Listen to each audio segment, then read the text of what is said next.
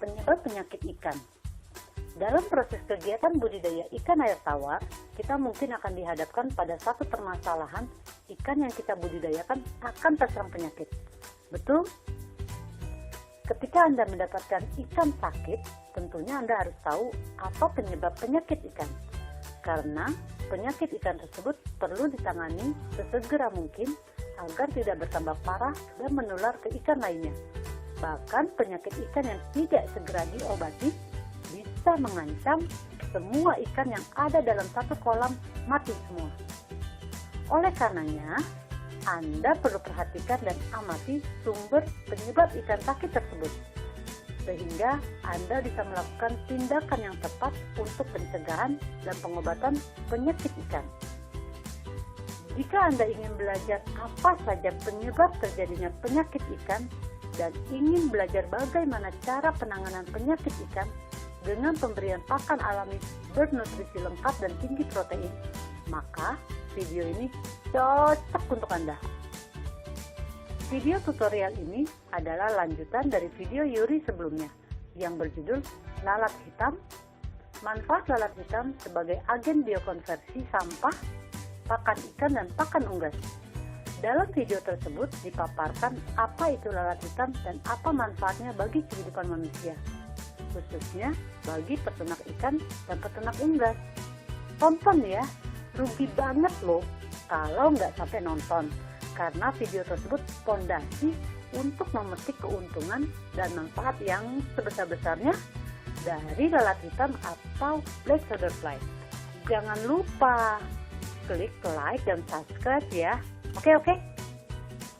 Yuk kita lanjutkan. Penyakit ikan secara umum dibedakan menjadi dua, yaitu 1. Penyakit ikan parasiter atau infektif adalah penyakit ikan yang disebabkan oleh aktivitas organisme parasit. Organisme yang sering menyerang ikan peliharaan antara lain virus, bakteri, jamur, protozoa, golongan cacing, dan udang remix. Bakteri dan virus akan menyebabkan infeksi pada budidaya ikan. Umumnya setiap parasit mempunyai siklus hidup yang rumit. Solusinya adalah dengan mempelajari siklus hidup parasit untuk menentukan tindakan penanganan yang lengkap. Uji coba infeksi dengan parasit umumnya sulit dilakukan karena parasit sulit diinkubasi atau dipelihara pada media buatan. 2. Penyakit ikan non-parasiter atau non-infektif adalah penyakit yang disebabkan bukan oleh hama maupun organisme parasit. Tetapi penyakit ikan non-parasit disebabkan oleh lingkungan yang kurang kondusif, penyakit ikan karena keturunan, dan penyakit ikan karena kurang pakan. Yuri akan jelaskan apa maksudnya. Penyakit ikan yang disebabkan oleh lingkungan yang kurang kondusif menyebabkan ikan stres. Dan penyebab lainnya adalah padat tebar yang terlalu tinggi. Padat tebar ikan terlalu tinggi yang melebihi daya dukung perairan, maka akan menimbulkan persaingan antar ikan yang tinggi.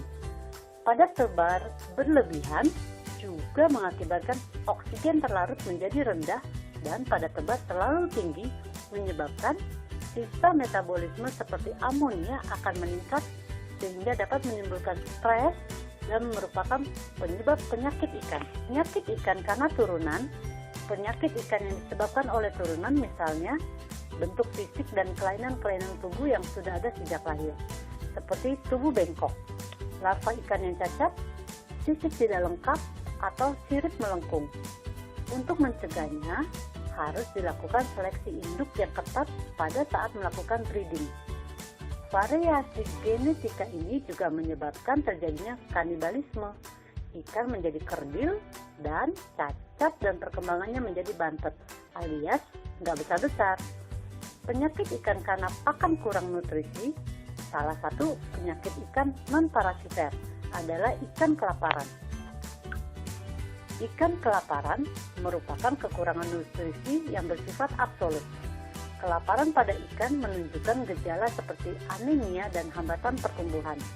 Contoh lainnya adalah penyakit yang disebabkan karena kualitas pakan yang diberikan kurang baik, atau malnutrition, antara lain karena kekurangan vitamin, gizinya rendah, bahan pakan yang digunakan telah busuk atau mengandung racun.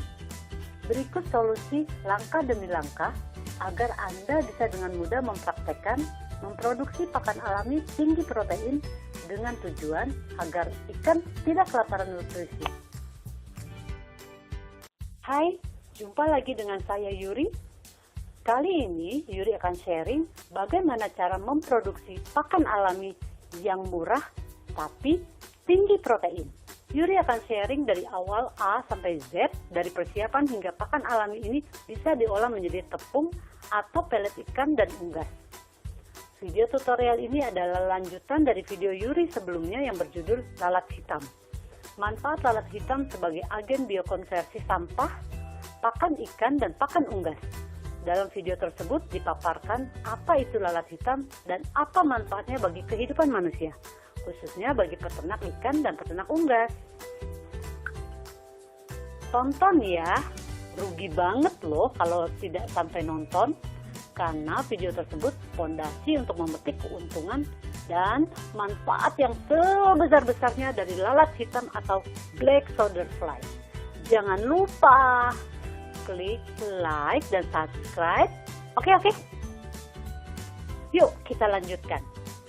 Untuk memproduksi pakan alami murah meriah tapi tinggi protein ini, kita akan memanfaatkan anak serangga dari lalat hitam. Setelah Anda menyaksikan video langkah demi langkah memproduksi larva lalat hitam, adalah 1. Anda dapat memproduksi pakan alami tinggi protein dengan biaya murah, mulai dari 1.500-an sampai 3.000-an per kilo. Kedua, Anda dapat menyediakan pakan alami dalam bentuk tepung maggot, pelet maggot, dan maggot segar atau maggot hidup, atau fresh maggot, secara terus-menerus berkelanjutan sepanjang tahun. Untuk menjamin tersedianya asupan nutrisi dan protein tinggi secara terus-menerus. Ketiga, Anda juga bisa memproduksi pakan alami maggot lalat hitam ini tanpa bau. Berikut Yuri share step by step, langkah demi langkah bagaimana memproduksi larva lalat hitam. Yuk kita mulai prakteknya. Langkah pertama dari kegiatan produksi maggot no bau adalah mengumpulkan bahan media tempat tinggal larva dan pakan maggot berupa sampah pasar sayuran dan buah-buahan. Produksi maggot tanpa bau ini dengan memanfaatkan apa yang tersedia berlimpah di sekitar kita. Langkah kedua dari produksi maggot adalah memasukkan media yang sudah terkumpul tadi ke dalam tong atau drum atau ember atau bak agar lalat hitam atau black soldier fly mau bertelur. Langkah ketiga, menunggu lalat hitam atau BSF datang dan bertelur di ember atau di media dan berkembang biak hidup sekitar 2-4 minggu. Proses ini harus no bau, tanpa bau, jika bau segera diperbaiki agar tidak didemo keluarga dan masyarakat. Produksi maggot yang benar tidak boleh bau dan tanpa bau. Langkah keempat adalah panen maggot BSF secara otomatis. Jadi tidak jorok, apalagi harus memunguti satu-satu. Selain tidak jorok, panen otomatis ini akan menghemat biaya tenaga kerja, yaitu memunguti satu persatu, dan tidak perlu mengeluarkan biaya mencuci maggot yang tercampur dengan media. Hal itu biasanya dilakukan karena tidak mengerti bahwa ada cara panen maggot otomatis yang praktis, bersih, dan gak pakai ribet. Dengan cara seperti ini, selain Anda dapat memproduksi maggot tanpa bau dengan kuantitas jumlah yang banyak, Anda juga bisa memproduksi pakan alami ini secara terus-menerus agar ternak Anda selalu mendapat asupan protein tinggi dengan harga murah, yaitu 1.500-an sampai 3.100 per kilonya.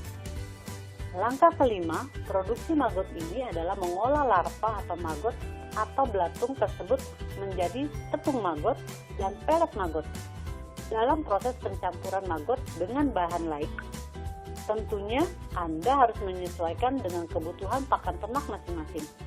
Misalnya untuk ikan 40-45%, sedangkan untuk unggas antara 18-22%.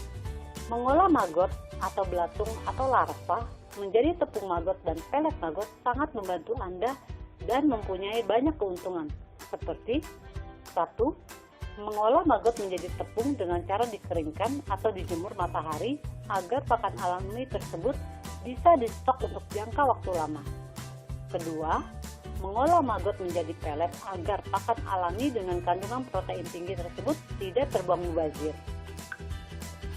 Sampai dengan langkah ini, Yuri harapkan Anda aman-aman saja dan tidak perlu bingung. Jika bingung, silakan komen. Produksi larva lalat hitam tanpa bau menjadi penting agar usaha Anda tidak didemo keluarga dan masyarakat. Sekian dulu. Jika Anda ada pertanyaan, silakan komen dan jangan lupa klik like dan subscribe. Terima kasih, semoga bermanfaat. Saya Yuri BSF, salam hebat dan bersihlah Indonesiaku.